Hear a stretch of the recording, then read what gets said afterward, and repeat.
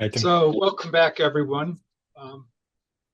My name's Tim Pruett. I'm a transplant surgeon at the University of Minnesota and one of the principal investigators in the NetEthics project. I have no personal disclosures to release for this series of sessions. I am very delighted to introduce this next session entitled Advancing Network Ethics in Engineering Research Centers, or the ERCs that many of us are involved with. I'll be co-moderating it with the fellow on my right on this side, Dr. Korkut Uygun, who you'll hear from in a moment.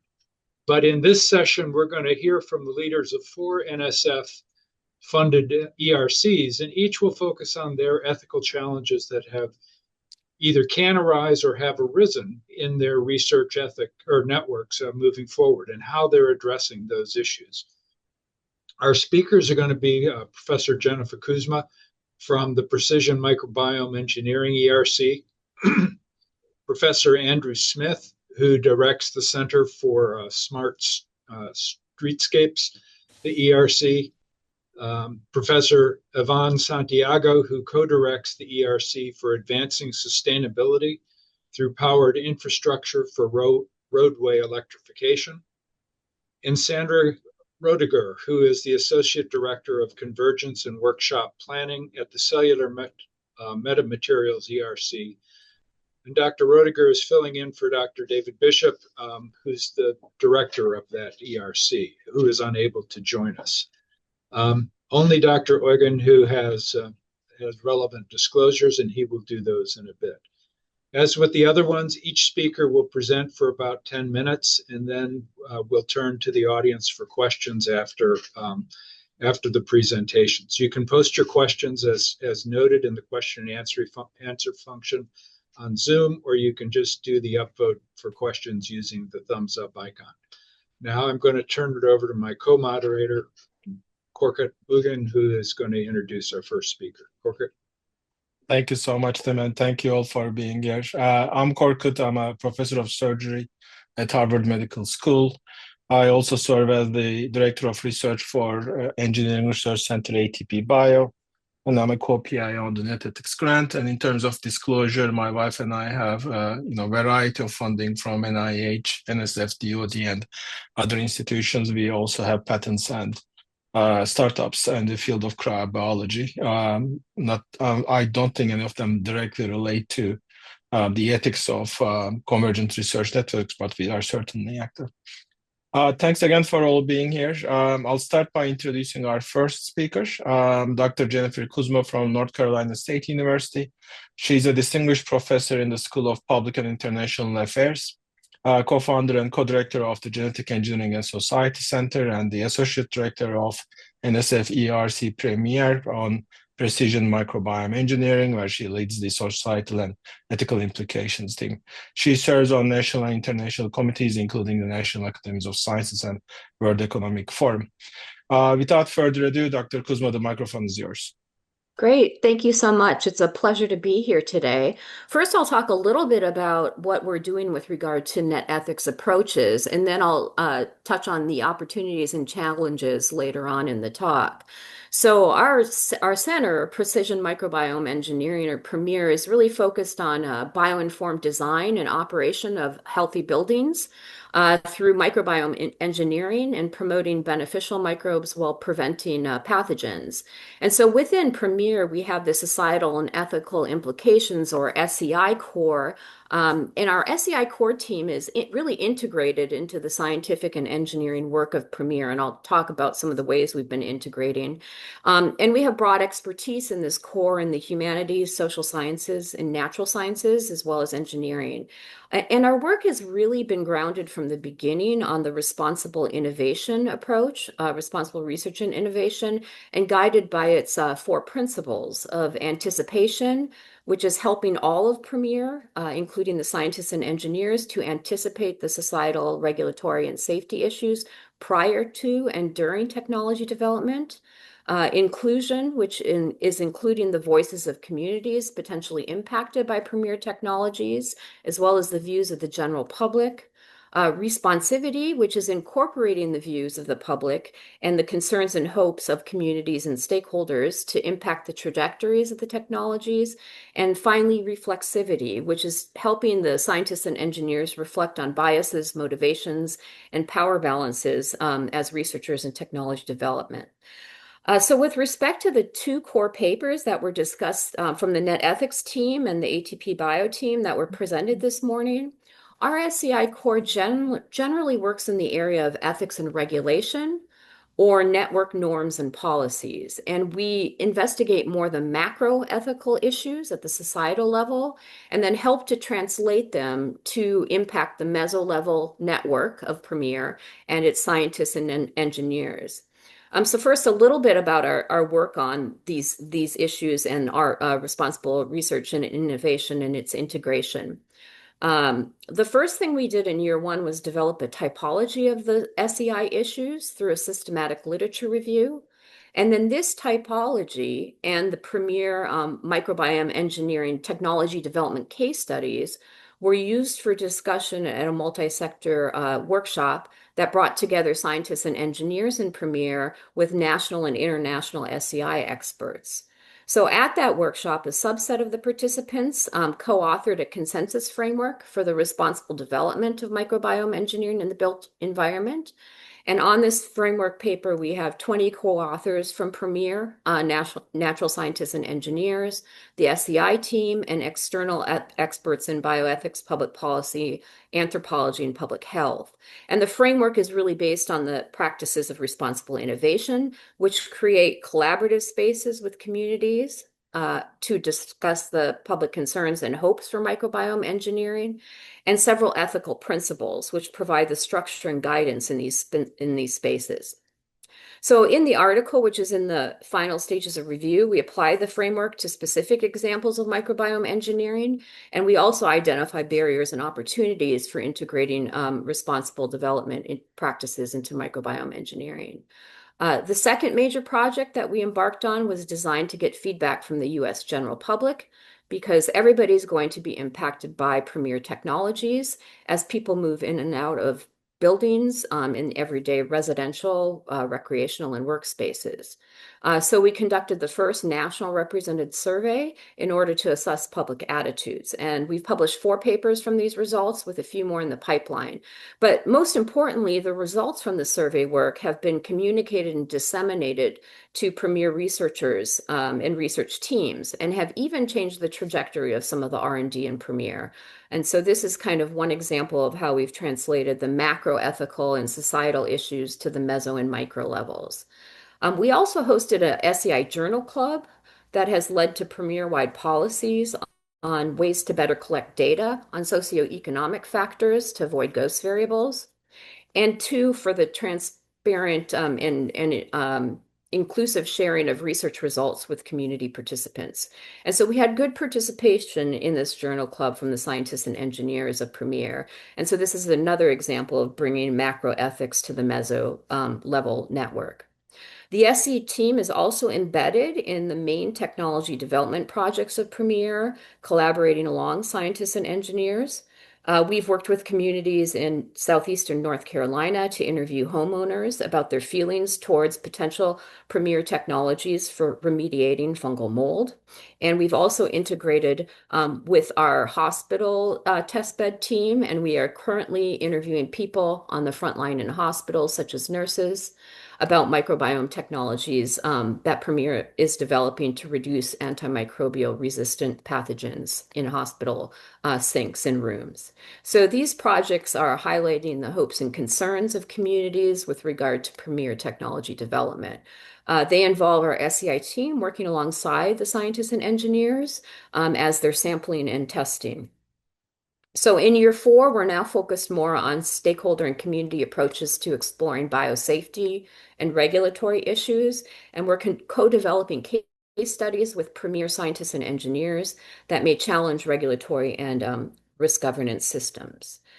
So these are some of the ways that we're dealing with the macro SEI issues and translating them into the meso and micro levels. But finally, there are some challenges. So I'll reflect on some of the reasons for our success and some of the challenges. So I think we've been successful with a portion of the net ethics approach, particularly the ethics and regulation categories through our SEI core integration. And I think there are a few key reasons for this. First, our budget for SEI is healthy. It's never enough, but it's a healthy budget, which is about 10% of Premier's total budget. Second, the PI and the director of Premier, Professor Claudia Gunsch, is interested and committed to responsible innovation approaches and our SEI core. And then third, the associate directors, co-PIs, and the executive committee include me and other faculty committed to RI and SEI. And fourth, in our proposal process, integration with SEI is a review criterion. So there are resources, some incentives, and the will for integration. But of course, there are significant challenges that I look forward to discussing with the rest of the panel and much room for us to improve. So within Premier, we have engaged categories of scientists and engineers and non-engaged categories with respect to exploring societal and ethical issues. And I estimate that about 25% of our key personnel are highly engaged with SEI, another 25% moderately engaged, and then about 50% not really engaged. So how do we reach all or most of participants in these networks? I think for this, the incentives need to be greater, especially from funders, in order to instill a net ethics approach.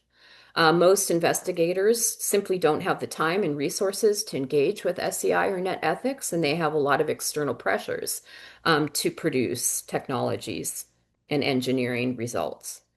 So second, even though 10% is healthy for SEI funding in such a network, we're not integrated into the majority of Premier projects, just the three biggest ones. So again, incentives need to be greater, and I think that comes from will at the top, and particularly the funding side. And this is a challenge because ERCs are mainly focused on and evaluated by technology development, industry partnerships, and developing intellectual property. And so how do we make net ethics and SEI integration a priority in these networks? And I think that will require policy change that I look forward to listening to in the next panel. So that's it. Thank you. Thank you very much, Dr. Kuzma. That was very interesting. And I have a bunch of questions, sort of like Dr. Maynard did. Our next speaker is going to be Dr. Andrew Smyth. He is the Robert A.W. and Kristen S. Carlton Professor of Civil Engineering and Engineering Mechanics at Columbia.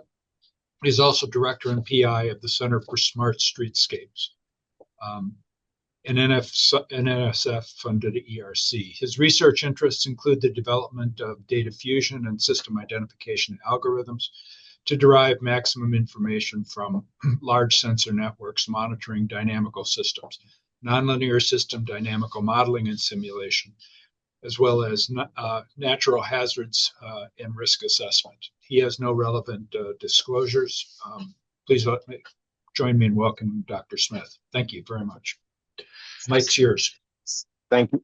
Yeah, thank you for having me. So just before I get going, I need to apologize because I'm in an airport lounge in Brazil, just trying to get back home. So you might hear some background noise, and my internet is also a little sketchy. So anyway, we'll see if I can hang on here. So yeah, I just wanted to give, first of all, an overview of what our center does, because I think it sort of informs the issues that we are thinking about. We're an ERC aimed at next generation smart cities, and obviously the impacts that has on citizens, for us in particular at the human scale. And our ambition is to make cities and communities more livable and safe. So given that we're leveraging public space sensing all the time to support beneficial applications that we hope to create, that obviously raises the kind of specter of surveillance and community concerns around privacy. So as we do our research, we have to conduct it in a kind of responsible and thoughtful sort of manner together with our stakeholders. So I don't know if we always think of it as ethics, but certainly the principles with which we engage with our stakeholders is very important and something that we're continuously learning. I would say that sort of development process we very much think of as co-development, and we try to continuously instill that notion. I would say originally we probably focused exclusively on co-development with our community stakeholders, but we see this in a broader context with obviously government stakeholders and industry as well, in order to bring things to scale at city scale. I just want to point out, as part of our research program as well, we also have a research thrust that's entirely dedicated to privacy, security, and AI governance. And in addition, we have a research thrust that is focused on the participatory engineering itself. And so this is part of our research program that is supporting the overall activities. And I think the last thing I'll just say, just in introduction in terms of context to understand the things that we think about, I should say that in addition to a mission and vision statement, our ERC also has a statement of values, which I don't know how common that is, but I think it just represents a little bit of where we're coming from. So we feel that tech should serve the public good, that as we engage, we need to make our technology legible to the stakeholders with whom we're engaging, and that the community is often the driver of sort of use inspiration. And so that things ideally begin there. We focus on those needs primarily. So let me just talk a little bit in terms of how we think about engagement. So we do a lot of workshops focusing on community, but also including at times government and industry stakeholders. I would say our focus is on quality and clarity overall. And if I think about sort of principles, and we are trying to codify this, it's an aspiration, not something that we've formalized yet. Clarity and quality, we always begin our workshops, so no matter what stage we're in co-designing or co-developing an application to address a challenge that's identified, we always begin with a recap, so that if there are stakeholders that weren't part of any previous activity, there's a transparency, they see how we came to be there. And I think that's a very sort of intentional act on our part. Yeah, so the other part of that, I think, which is also important, is it highlights the fact that we heard them the last time, even if they weren't there, they can see that we are an organization that listens.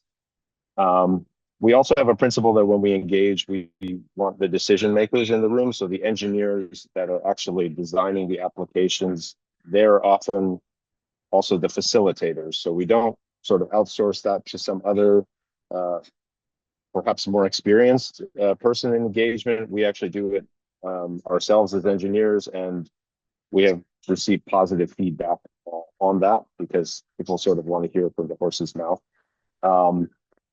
And we're always trying to be as transparent as possible. And it's also very important because this entire field revolves around the development of trust and trying to be trustworthy. We are also very careful not to overpromise, and are, as much as possible, always dialed into stakeholder needs.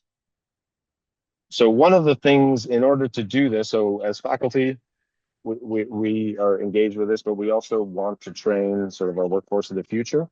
And so this is something that I think certainly engineering, it wasn't part of my education, but we realized that there's a gap, and also our stakeholders want to see our students involved, because they're often the ones actioning on the applications that were developed. So we actually devised a kind of piloted for the first time last year, a sort of a co-design short course. And actually, Steve Fiore, who's an advisor to the center, he helped us with the development of this, along with several others. And that short course, again, for engineering graduate students and postdocs, focused on training around human-centered design, team science, as well as how to identify stakeholder needs. So needs identification. And so those students then, they went through a short course, a few days. They learned then to shadow during co-design workshops, and they ultimately themselves facilitated breakout sessions. And also they learned to plan and lead those sessions themselves. So kind of an apprenticeship role, and then they actually led some of these sessions themselves. And I think for us, the sort of core within that were to be humble and to obviously really learn to listen to stakeholder needs, and to really, be thoughtful as we design our engineering application. So don't approach problems as though we have a great solution that everybody should love, but rather start by listening to the challenges from all stakeholder groups. And that ultimately, I think, sort of broadened our center's ambassadors as well. So there were more than just the faculty that could have those engagements, and I think was part of developing that culture within our center. I should say that we piloted this in our New York test bed. We have 3 urban test beds and partners with Florida Atlantic, Florida, obviously. So West Palm Beach is that's a test bed. We have the test bed that's led by Rutgers University in New Brunswick, New Jersey, and we also have partnered with Lehman College in the Bronx. I should say that we have not yet sort of propagated these sort of principles across the center, but we are looking to develop a playbook as we learn that we can then transfer to others across the broader center. And partly we've realized it's challenging sometimes. Some of our engagements with community are sometimes led by municipal stakeholders, not so much in New York, but in the other test beds, just because of the background of how those urban test beds were originated and funded. And so we don't have as great a control of how we do public engagement in those urban test beds. I should say, like, just a few general comments. We probably walked into this with the assumption that we need privacy is the most important thing for our community stakeholders, but actually, and again, this is somewhat of a generalization and there's no one community voice, but personal safety in the public space will often trump the privacy concerns, as long as we can very clearly show, and that's the importance of this transparency, if we can show how the data usage is actually supporting that objective and there isn't sort of leakage for other kinds of applications. In terms of just the data sharing itself can be, or data collection and then ultimately sharing, that can be empowering sort of from an advocacy point of view for communities. We're also a little careful of that because there are, as well-intentioned as public data releases often are, they themselves are susceptible to privacy leakage, and our experts within our center are always quick to point that out. And so, there are some tensions there with sharing back data as well. Obviously, we conduct all of our research under IRB protocols, and in the simplest terms, our IRB protocols strip out personally identifiable information at the earliest point, and then work with sort of the metadata that we need to enable the streetscape applications. Last little point I guess I should bring up, and we can talk about other things during the discussion, is that we also developed an ethics modules for one of the new courses that we developed, and that was primarily around ethics of privacy, data collection, what people lose when they give up privacy, and how that's defined, and have students work through some case studies as well. So this notion of data privacy and ethics is also leads into that element of our educational program. So probably have a few other points, but we can bring those up and talk about them during the discussion.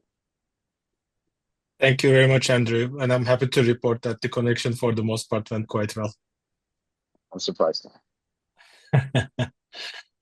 Thank you. Our next speaker is Dr. Ivonne Santiago. She's an associate professor of civil engineering at the University of Texas at El Paso. Dr. Santiago also serves as co-director of the NSF ERC Aspire, which focuses on powered infrastructure for roadway electrification. She has held numerous roles on national and regional boards, including EPA's National Advisory Committee. And her research centers on developing innovative ways to treat surface, ground, and reclaimed water. With that, Dr. Santiago, the microphone is yours. Thank you so much for the invitation. This has been a great conference, and I have already learned about a lot of resources and tools that are invaluable for our work. This morning, we heard a little bit about ethics at the micro level as individual researchers and teachers in our labs and our classrooms. And then at the macro level, an example is our professions. And we, most of us have code of ethics that are the models for professional conduct, but it's within a pseudo monolithic structure. So now the ERCs are between those two levels, as it has been mentioned. And I think that we have all the ingredients that create ethical challenges. And to quote Susan on this, member diversity, multidisciplinarity, team size, goal misalignment across different organizations, changing membership, being dispersed geographically, and conflict arising from task interdependence. So these are very challenging organizational structures to deal with. And our center, we're in our 6th year now. So I think that we've learned some lessons that I would like to share with you. And based on that also, we have some plans for the future that I will also share with you. So we have, in our structure, we have the 4 research thrust areas, and those 4 thrust areas are organized in 4 projects. So projects 1 and 2 are mainly technical, about charging stations of the future, electrified roadways. And then project 3 is what we call systems, and that provides the comprehensive scope to evaluate charging systems for multiple classes. And this accounts for economics, environmental, human health impacts, system performance, and then we include here adoption issues and policy issues as well. And then project 4 is pathways, which is K through grade education, outreach. And as part of project 4, one of the things we've done is we co-developed a course that we've had in its 3rd year. It started as transportation equity, and now it's called transportation policy. And in this course, where students from the different Aspire institutions can participate, we talk about policy, ethics, community outreach, and the importance to include everybody at the table in the design of technologies that we have in Aspires. And so those of you that are part of an ERC know that we have lots of meetings. So we have leadership ready, project leads, task leads, all hands meeting.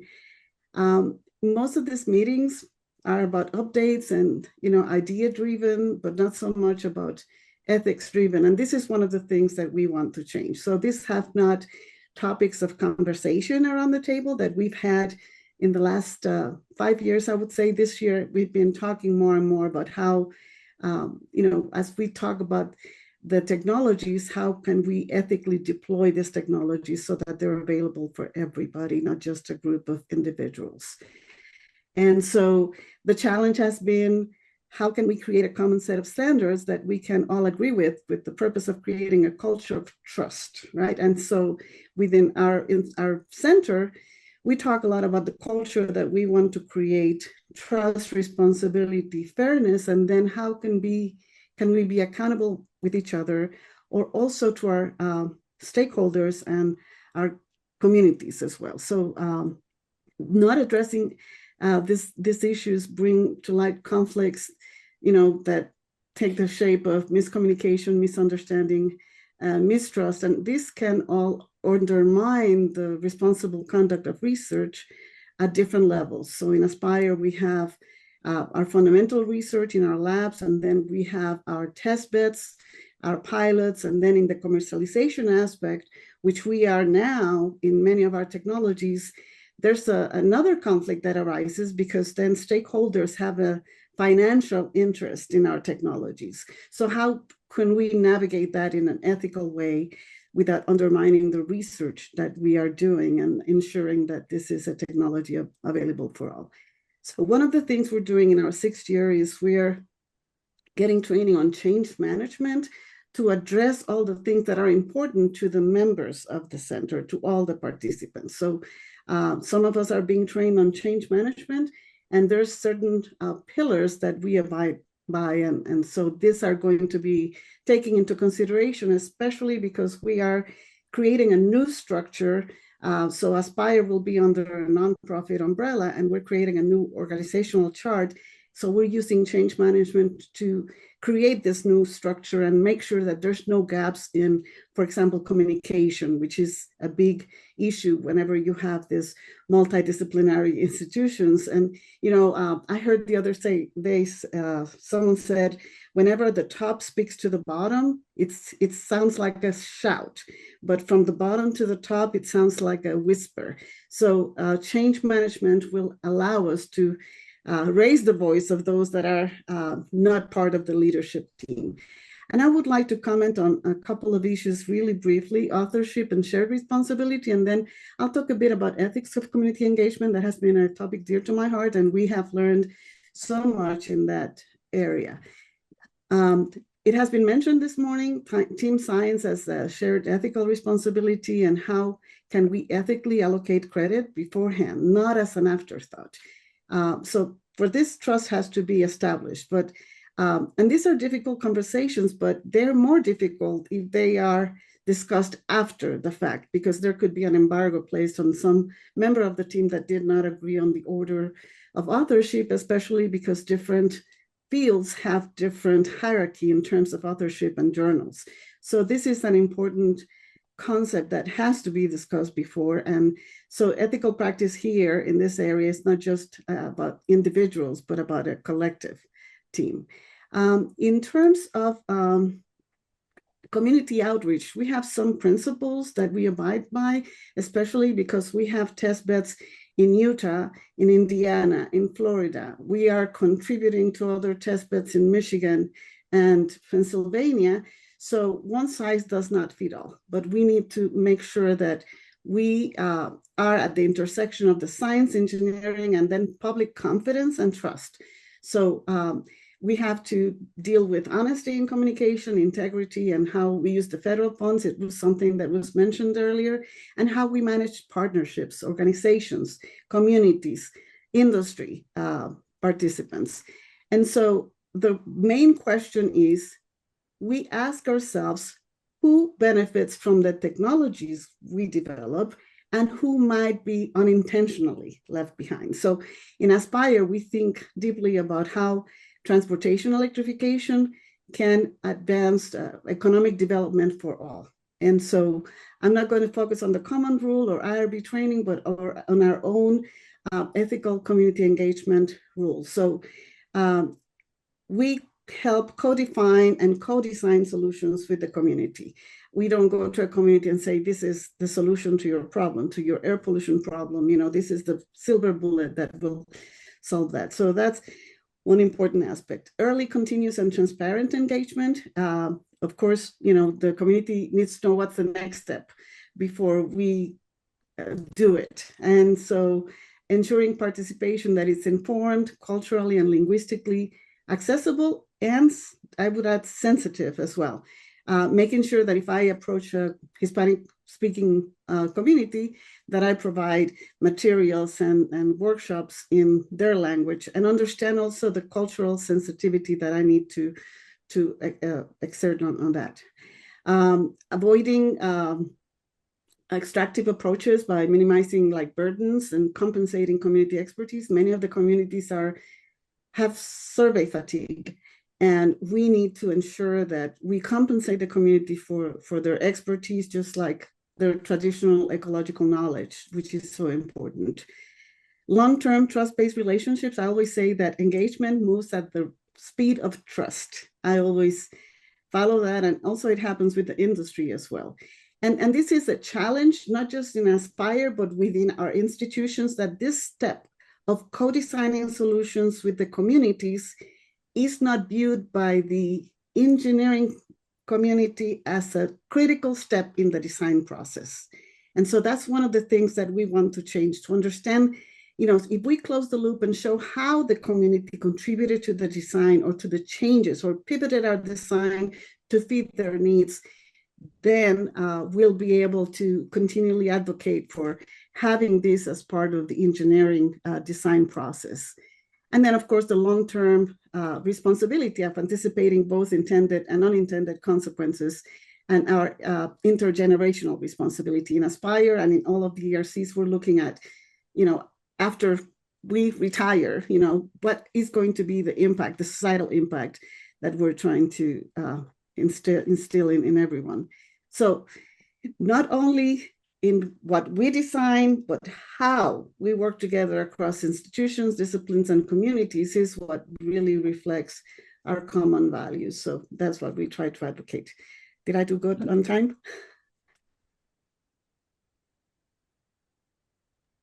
Yes, you did very well. Thank you very much. Okay.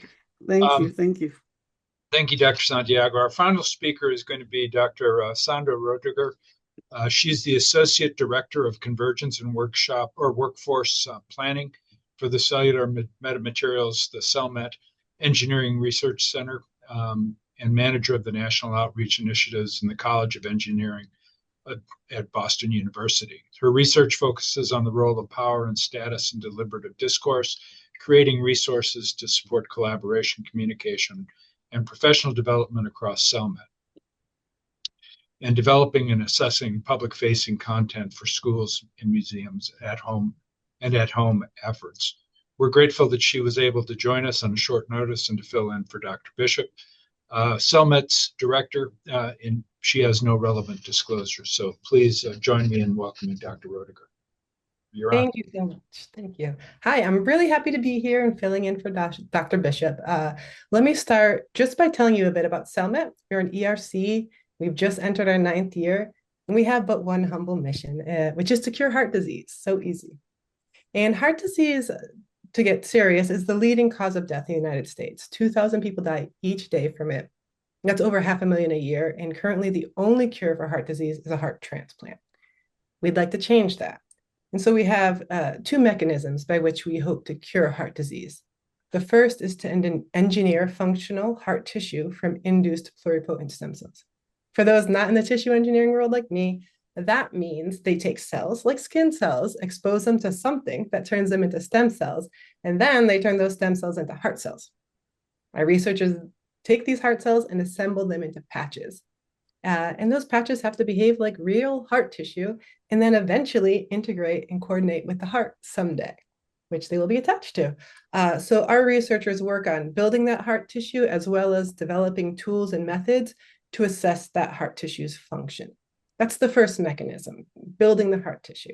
The second mechanism is to grow the next generation of engineers who are equipped to tackle next-gen challenges.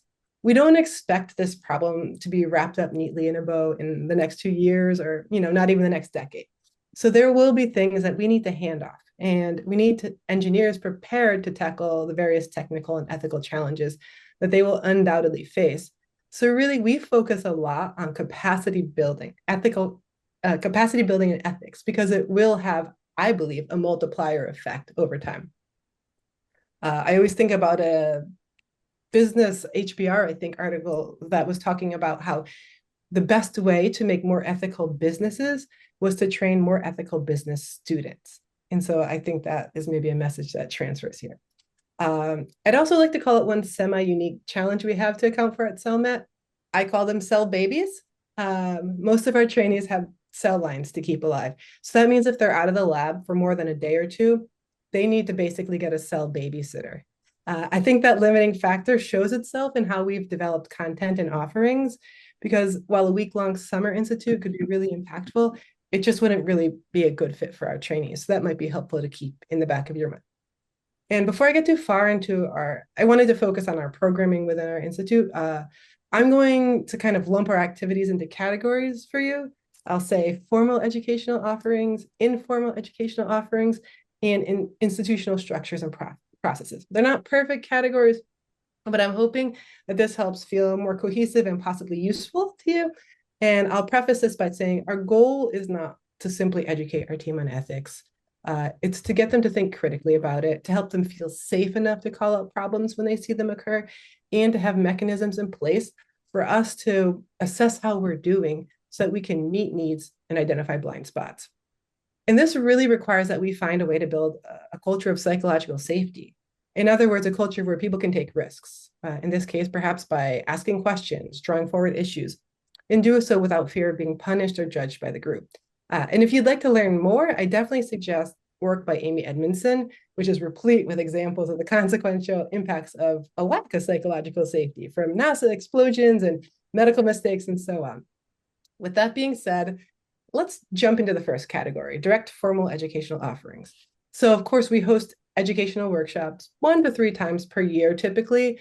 And examples of those might include, we did an ethics training led by Dr. Jonathan Kimmelman from McGill. We're planning an AI and ethics workshop that will be held this February by Dr. Alexa Carlson. She works at Ford in their AI division. And I think of these events as level setting events. They lay the groundwork across the entire CELMET community.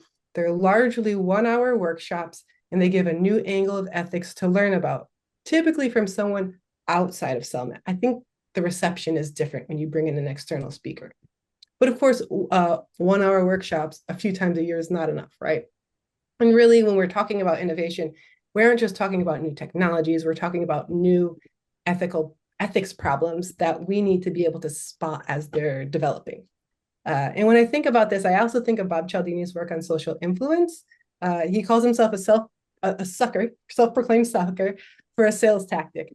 And so because of that, he set out to understand the types of social influence strategies that impact people.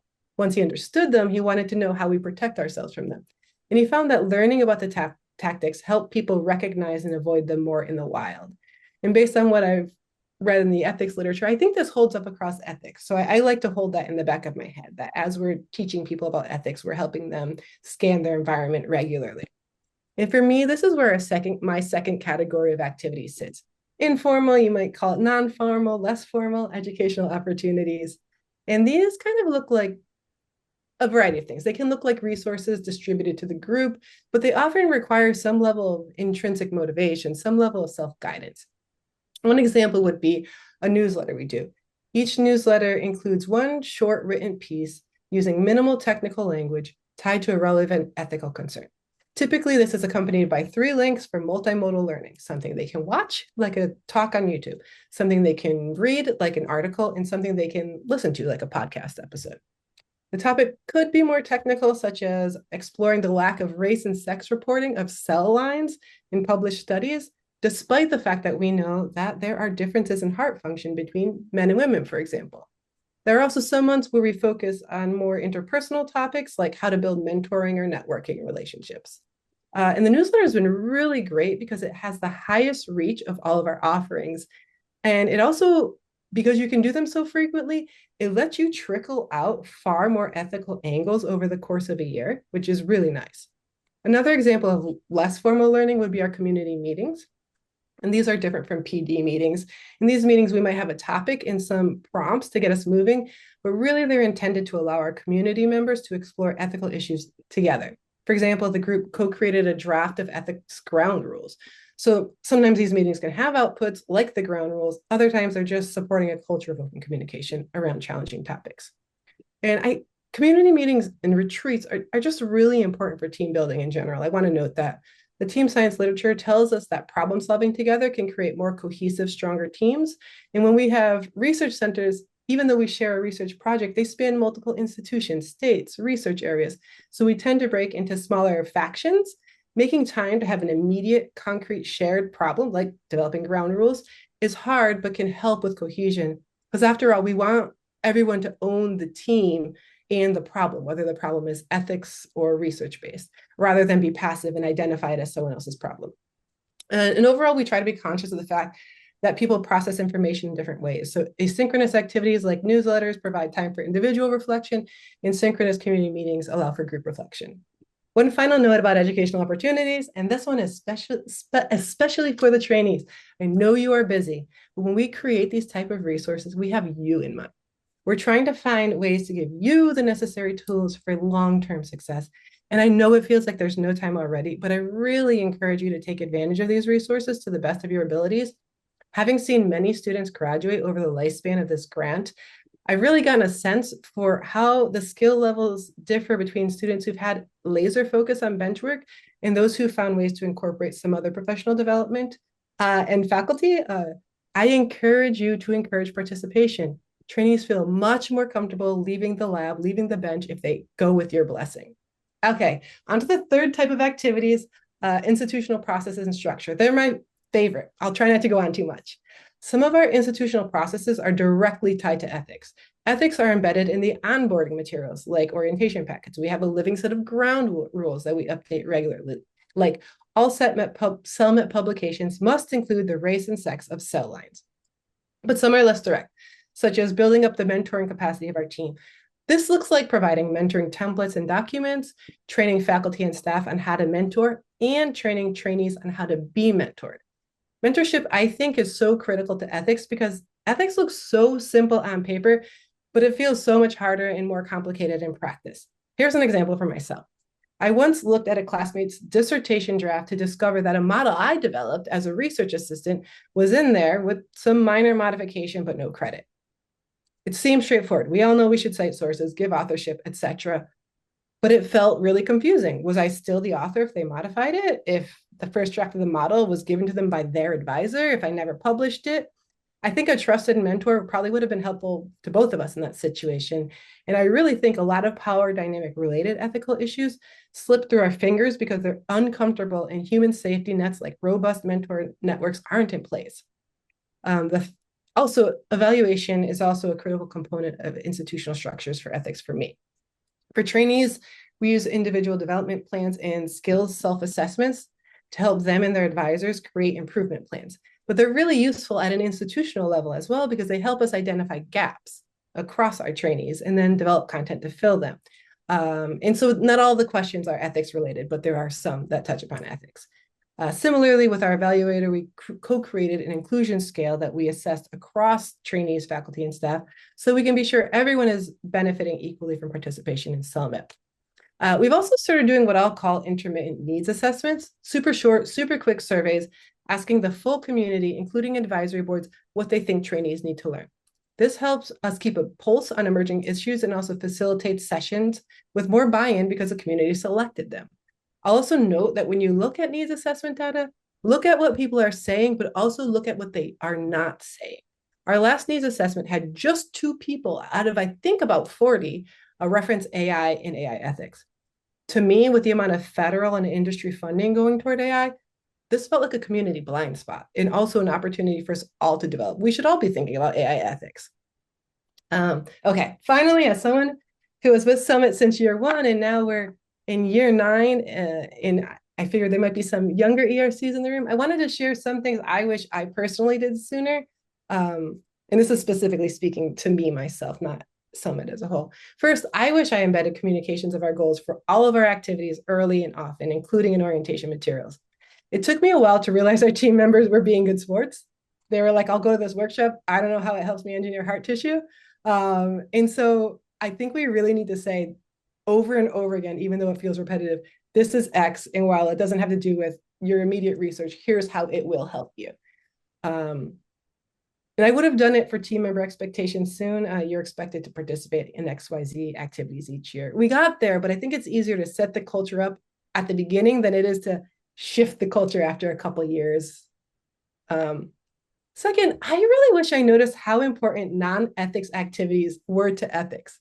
It seems obvious now, you know, I lead a year-long science communication fellowship program, and it got trainees thinking about how to talk to different audiences, discussing the work with each other at a level they never discussed previously. It really touched upon ethical issues through the process. Even an egg drop challenge wound up being important to ethics, in my opinion. I don't think we think enough about play at work in these kind of contexts.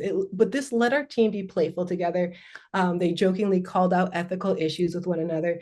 And I think when you can do that in a relaxed way, it can help make ethics just more of a part of the vernacular of the organization. I also wish I found more opportunities to partner with other ERCs, even if the research topics were quite different. I think there are plenty of opportunities at a leadership level, but I think less so at the community level. And I think, you know, if other ERCs were part of our science communication program, that would get those students even more exposure to diverse viewpoints, even more exposure to different ethical challenges. And it can just help you see your work with new eyes to hear the questions they ask. I mean, for example, we had a doctoral trainee participate in just a 2-day museum educator training. She was just helping facilitate more of the technical conversations. And afterwards, she left and said she left with an entirely new perspective around her work and even 2 new hypotheses to test at the lab just based on hearing people from outside of the field ask questions. And finally, I really wish we celebrated ethics successes earlier and louder. I realize we treat ethics as a punishment we're trying to avoid. But I mean, they're really a step to more just, pluralistic research in societies. And as large research centers, we can have concerted efforts with larger impacts. And that really, to me, deserves to be celebrated. Okay, there's a lot more to discuss, such as how we try to find uniform ways for data analysis or how we engage with schools and science museums. I felt like there wasn't quite enough time to answer it all, but if there are any questions that come up, I'm happy to address them. Thank you very much, Sandra. Perfect timing, actually. And yes, we'll take the questions all together. Thanks for everybody being here. As we go, please feel free to drop more questions at the Q&A. I'll start reading through the ones that we received so far, and then we'll open the discussion to all the panelists. The first one comes from our ATP Bio's Director of Strategic Partnerships, Dan Chan. And this is to Dr. Smyth. Dan actually advises World Health Organization on road safety as well. So I think that's particularly interesting for him. So for Dr. Smyth, for CS3, could you speak broadly on the ethics framework for privacy versus road safety? And Dan says he's thinking first of automated speed violation systems via ALPR, but privacy concerns are even more important for new technologies as well. Yeah, so I'm not going to get into all the technical details of that the privacy thrust is developing, but suffice to say they are thinking about developing they call it City OS, basically a software framework which will handle different kinds of applications, ones that are highly localized, where there's real-time response necessary, and potentially users are opting in to the application, although there might be other users in the scene that are, or I shouldn't say called users, other people in the scene that have not opted in. In those cases, privacy is handled one way.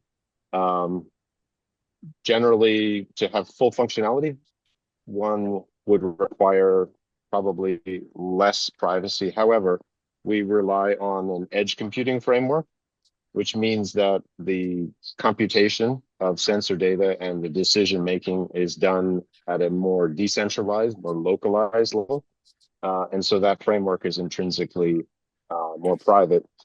They move on to sort of stepping up to transferring data from, let's say, hops between pieces of infrastructure or sensor constellations or hubs from one to the other, let's say from an intersection to an intersection. That requires then more careful treatment of privacy because you're now relaying data from one to the next. For example, if we were helping a blind person wayfind through the city, then that user who has opted in is relying on information of observations of other citizens who have not opted in. And so we need to think carefully about how that data is treated. So they have a different API, different standard for that. And then moving on up to sort of larger city scale tracking and monitoring. And there typically we rely on things like differential privacy to handle those things. So we're not doing as many things at the sort of real-time interactive level. And that was never, our goal was really to focus on the local human dynamics, that scale, which gets to sort of the traffic safety. To me, the more interesting thing about the traffic safety problem is the governance aspect and understanding that you're making life safety critical decisions, based on what might be AI driven estimates of a quantity, a position, and a characterization of an object. So that's something that's actually a new direction that has been added in the last year to our research scope. So I don't have sort of results on that yet, but building out those frameworks for AI governance in autonomous systems is something that is very much front of mind for us. And actually, we modified the scope of that research trust that I mentioned, which previously was really just privacy security. Now it's privacy security and AI governance. Yes, AI is moving into just about everything. It's the same here too. Thank you so much for that answer. The second question is primarily for Ivonne, but for really any of the ERCs that are offering courses. You talked about co-design courses, trainings, team science trainings. How does that experience go? Who's engaged? Is it more the students, more the faculty who really needs to be back to coming to these things and who is willingly coming, and how can we incentivize these things better? So the way that we establish the requirements for like community engagement is that 15%, at least 15% of the time or resources have to be devoted to community engagement or community engaged work, right? So in our community engagement activities, I mean, last year we engaged more than 6,000 people, but I think that's part of the reason why, because we had a lot of students that really are the ones driving those activities. We developed formal and informal curriculum for schools and for programs like Upward Bound and Gear Up as well. We have summer camps. And then in terms of community engagement, we have what we call STEAM Day at the Park or Nerd Night for older adults. And that is like a couple of hours at night in a park. So I think it's harder to incentivize faculty than students. I mean, we always have more students. Sometimes we don't have any faculty. You know, I think that everybody has busy lives, but in terms of student participation, you know, with the Aspire Student Associations and what we call now the Council of Presidents, we've been very successful in our activities. So I don't know if that answers the question or if there's a follow-up Thank question. you. Maybe we'll ask the other panelists too if they have specific takes and ideas, what works to help incentivize and also what doesn't work. I Yes. know. Well, go ahead. no, you go ahead, Sandra. You have. I was going to say that we have an activity kit called EEC, and I think in terms of incentivizing faculty and staff, I think having something that is packaged like that and easy to use helps them a lot. I think what I learned from working with K-12 teachers a lot is like none of us like to feel like we're instructing something poorly. And so having something that's sort of hard to break goes a long way. I also do some training with them around the ethics of outreach, which I like to remind them we're trying to train. You know, if you want to get people interested in engineering, remember that you can also scare people away from engineering and that we have an ethical obligation to make it a conversation, even if it's a training event. We need to listen to our audience, and that can mean their body language as well as what's actually being said.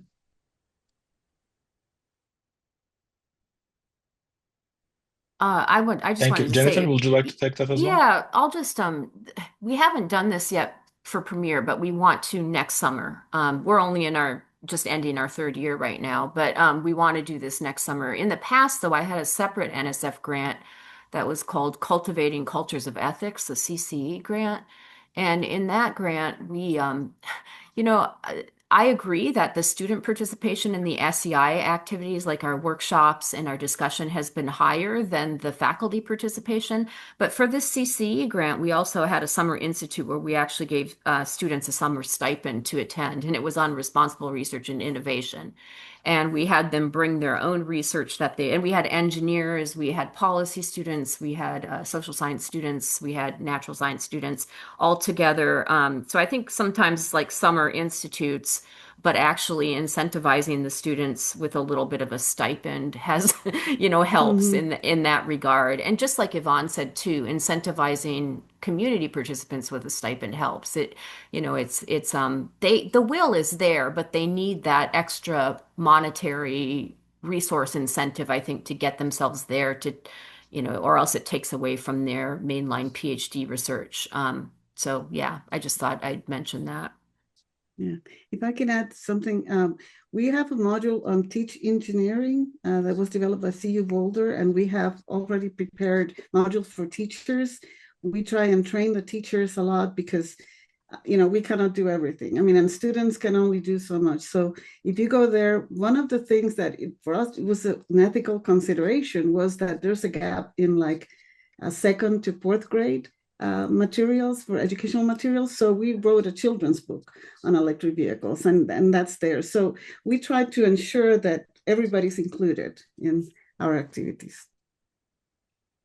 Ivonne, in keeping with that theme, everybody's included. I'm kind of impressed with the old Peter Drucker statement: if you can't manage it, if you can't measure it, you can't manage it. In the concept of how well are we doing across our center, and we have multiple different sites, do you have any standardized thing that you measure, either for inclusion or for what, like Sandra, you said, oh my gosh, we were missing this spot. Mm-hmm. Do you have that you measure that you then Yes. bring to the center leadership to say, this is a gap, or we're really hitting this one well? Yeah. Is that part of the culture of the ERCs? Well, I mean, if the question is directed to me, I can answer right away. So we started with what we call, so we started in 2020 with what we call the DCI scorecard to measure. So we had a lot of information those first couple of years, and then we realized that we have to do it every other year because you implement changes and you don't see them right away.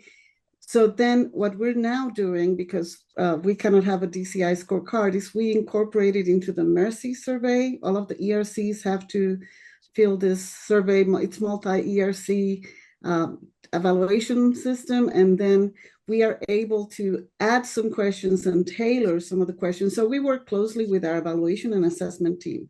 And so our focus has changed this year from quantity to quality. So for example, I told you we had reached a lot of people, but now we said, let's stand back and try and improve quality over quantity. So then we brought another assessment team to guide our efforts more closely, because the assessment team for the whole center, there's too many aspects that they have to evaluate. But so we have a smaller assessment team to really tackle, okay, how are we doing in assessment? But our center evaluation team, they do have questions related to climate and the culture in the center. So we always get that and report it back to the center.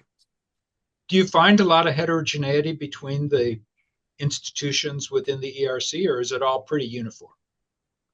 I think that in general, the ERC does better than our individual institutions. I don't know if that is something that you have found, but I think that we're doing better in general. I think what we find is every institution has their different, bright spots and their areas of blind spots, I guess. What somebody also mentioned in the same context, so I guess we'll extend Tim's question to other ERCs. Does evaluation help? Or how do you do evaluation? How do you make measurable what is not measurable? So I can start with that. Yeah, absolutely. Evaluation helps. And it's, for us, we evaluate each of our engagement workshops. We evaluate the degree to which there is collaboration also across disciplines, but also across institutions as well. I think those are the kind of metrics that allow us to guide next steps, pivot if they're required, and to make changes. I think particularly in our community engagement efforts. So as I mentioned, we focus on sort of the quality, clarity. So we are always asking any stakeholder that has come to an engagement event, whether obviously do they intend to come back to the next one? Have they been heard? Have we actually acted on the things that they that surfaced from the prior meetings, things like that? So those are all things that we measure. And we also we take feedback from advisory boards as well. So that's a different kind of feedback that we can act on as well. And that's a smaller sample size, but nevertheless, something that's very important for guiding us. And as a director, those things are also helpful. because it's not just coming top down as director's decision, but one can point to sort of objective data then to make changes. Yeah, I'll also add that I think evaluation is huge in multiple ways. It's not just the data it produces, but the act of evaluation. To do a good evaluation, you need to be very clear on what your objectives are. And so it forces you to reflect on that and refine those objectives, whether it's a 1-hour workshop or an annual evaluation about the performance of the whole ERC. You have to know what you're trying to do. I'll also say that through the process of being evaluated, your evaluation participants have a moment to reflect as well. And we know that reflection is an important part of cognition and memory and all of that. And yeah, I think it's been impactful in so many ways for our ERC. And also, I think sometimes we can get discouraged, and that in repeat evaluation shows progress. When we see that we've added science communication training to pivot off what I mentioned before, in that our student self-evaluation went from an 80% feel confident to 93% feel confident, that can be very motivating and let you know which programs, that are worth continuing. Because you can't always tell while you're doing them, right?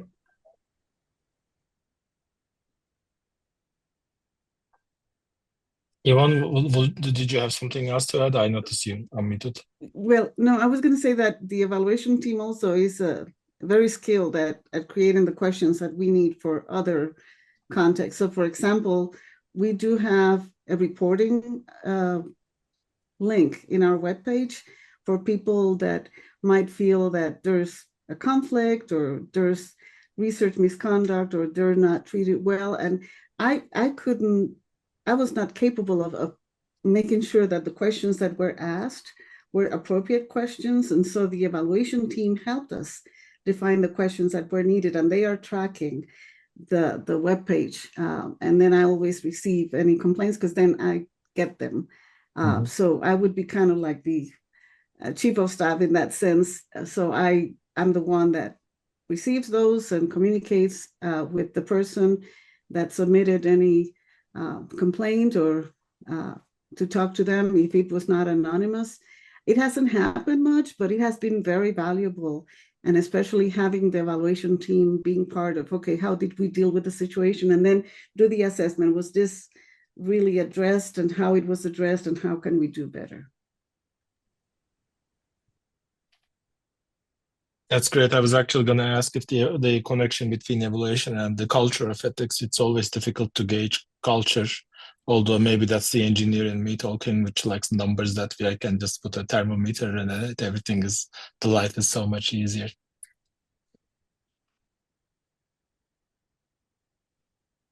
How do we establish trust?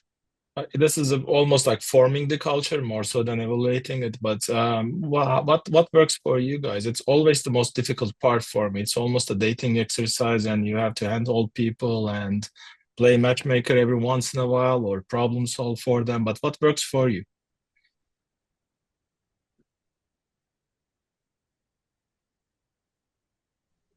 Sandra, you want to start? Go ahead. Oh, I can try, but I trust is it's a loaded word. I've got people in our center that maybe have more years of community engagement than I do. They would say, we will never be trusted, truly. And so it's about sort of building that kind of transparent acts that over time you can move forward. But I think complete trust is probably, and look, I think the context of different universities in urban environments, that there's a lot of baggage that we would carry that maybe other groups don't carry. And so for us, quantifying it is difficult. As I said, we just look to, are people continuously returning? Are they satisfied with the engagement? Are they satisfied that we're addressing their concerns? We are mindful of, and this is a practical issue in terms of engagement and trust. We're mindful of giving short-term benefits and wins that might not be always the deepest research questions and the things that maybe all of the researchers can get behind, but it's important that there are sort of immediate wins that we count. So because when you engage with community stakeholders, they're not really interested in research in general. They're interested in outcomes and impacts. And so for their time and again, we also pay our participants that are coming in, but really that deeper engagement, enthusiasm, I think also has to come from the fact that they think they will see their world materially impacted in a positive way from this engagement. So I'm not trying to skirt the question, but I think that it's a pretty loaded term. So we try to build trust, but I don't know that we will be trusted. Yeah, I think for us, when we've been working on community engagement, and I should give props to Kristen Landerville, who's really doing most of that with us. She's a senior scholar with our center. We've partnered with leading leaders in the community and community groups who already have trust in that community and brought them on from the outset to make sure that what we're doing is culturally sensitive and geographically sensitive to that particular community. So I think it's important to work with trusted partners in the community first and foremost for that. If I could just respond to that. So we agree, we do the same, but that doesn't mean that while the community may trust those trusted partners, those leads might still not trust you. So it's that last step is the critical step. So just saying it doesn't answer everything. And I think part of the difference between our ERC and your ERC is that you're more in the technology readiness stage. So you're more closer to deployment than we are.